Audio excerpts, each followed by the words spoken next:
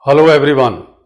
My name is Major General Balraj Mehta and you are watching my channel Commanding Excellence. Hello and good evening.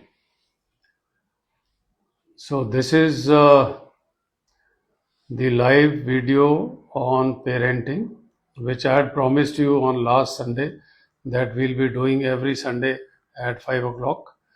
So here I am and we'll wait for some time for people to join so that the benefit could be taken from this live video.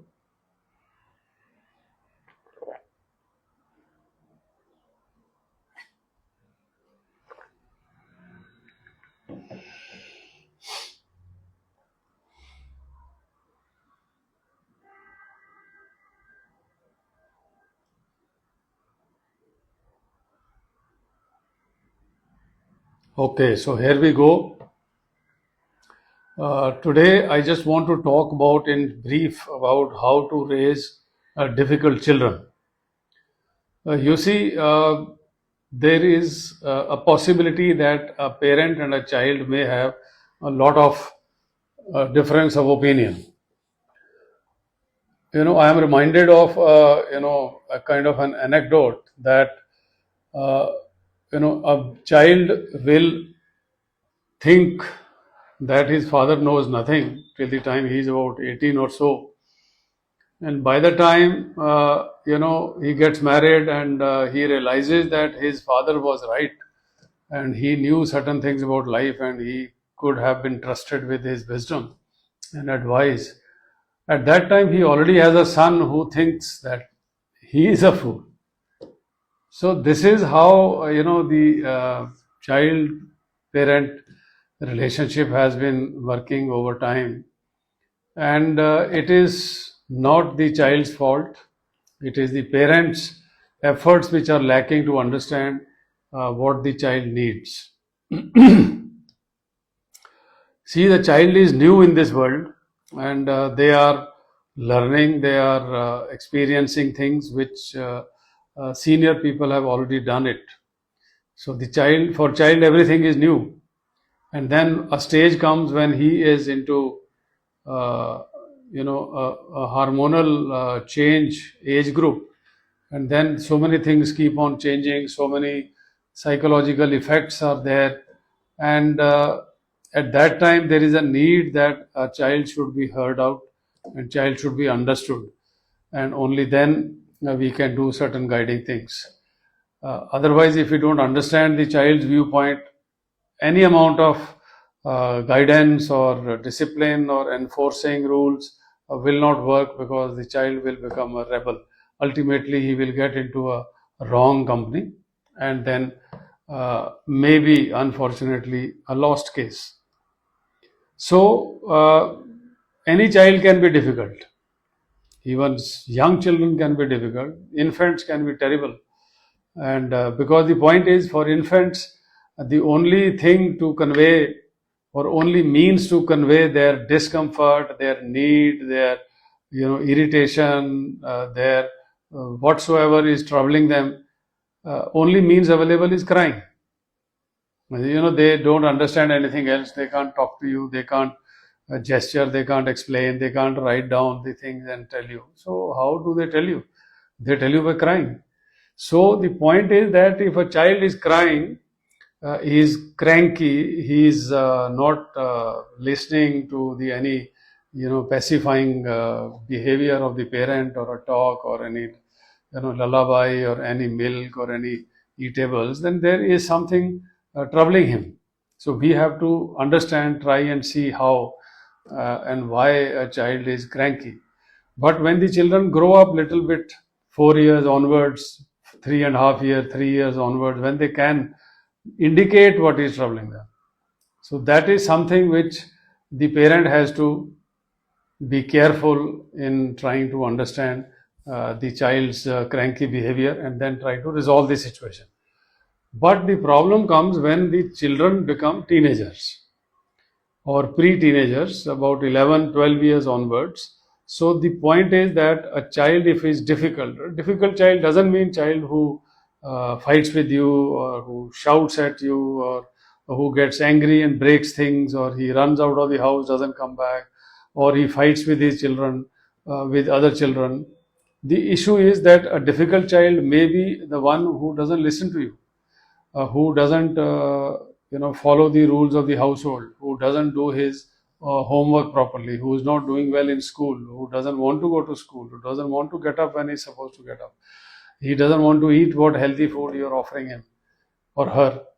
So these are the children who are difficult children. They are not listening to what the parents are trying to tell them, and then this is how the parents have to behave. The first point is, I'm going to tell you a set of 5 or 6 points, and you can keep on elaborating, thinking about them yourself, and then we will talk about those issues one by one separately. So the first point is, you must try to understand the root cause of the difficult behavior.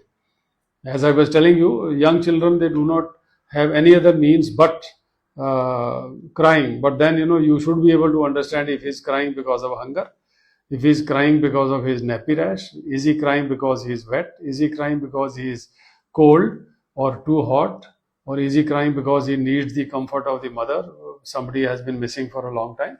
So this is what you have to interpret and know by way of a routine. If you're feeding a young child every 2 hours, when it is more than 2 hours, he will be hungry. If you're checking the nappy 6 times in a day and you've not checked it up for last 5 hours, so then maybe the nappy may be soiled. So this is okay as far as small children are concerned. But what about grown-up children? The grown-up children can talk, so they can convey.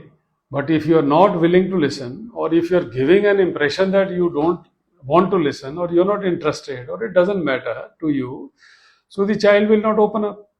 If the child doesn't open up, you don't have a communication. If you don't have a communication, your message doesn't get across. So your rectification cannot happen. So the second point is, you have to establish boundaries. You have to lay down the rules of behavior for the child, and these rules are of two types. One is flexible rules, one is inflexible rules. So the inflexible rules first.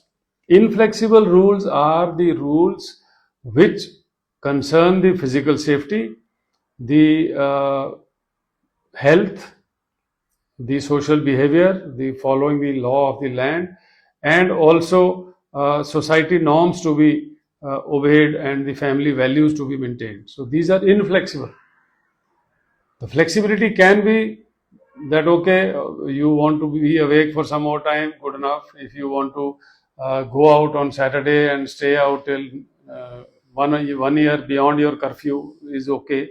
You today you don't want to eat this, you want to eat that, it is okay. Then can be relaxable. Today, you don't like blue color jeans, you want black color jeans, good enough. So this is something which can be flexible.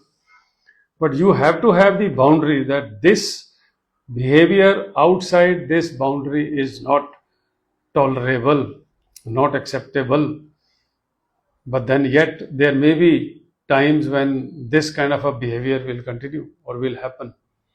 So this is the third point. Here I come to that, as that you should stay calm. You should stay calm. You be absolutely calm and try to then understand why the thing has been done, what happened, what was missed out, and why the boundary was crossed. And then if it is inevitable because of certain special circumstances, that could be understandable. Suppose the child is got late because his bike got punctured. So you don't have to start yelling and getting angry at him and all without understanding what is the reason. And connected with this staying calm is the point that you should make sure that your child is heard out. The child should be able to feel confident that yes, I have conveyed my point and my point has been heard, and then it has to be reasoned out. It has to be given a logical conclusion. Okay, bhai, is it acceptable, not acceptable, why, and then what should be done to avoid such things in future. So if you open up communication with the child, who may be difficult, but if you keep on talking, the kind of a understanding will be arrived. You will be able to openly talk about your difficult issues. You will be able to, he or she will also be able to talk about what he or she doesn't like. So depending on that, you will be able to have a relationship going wherein the child will be guided along the way you want them to be guided. Then is the time that when you don't always have to look out for bad behavior.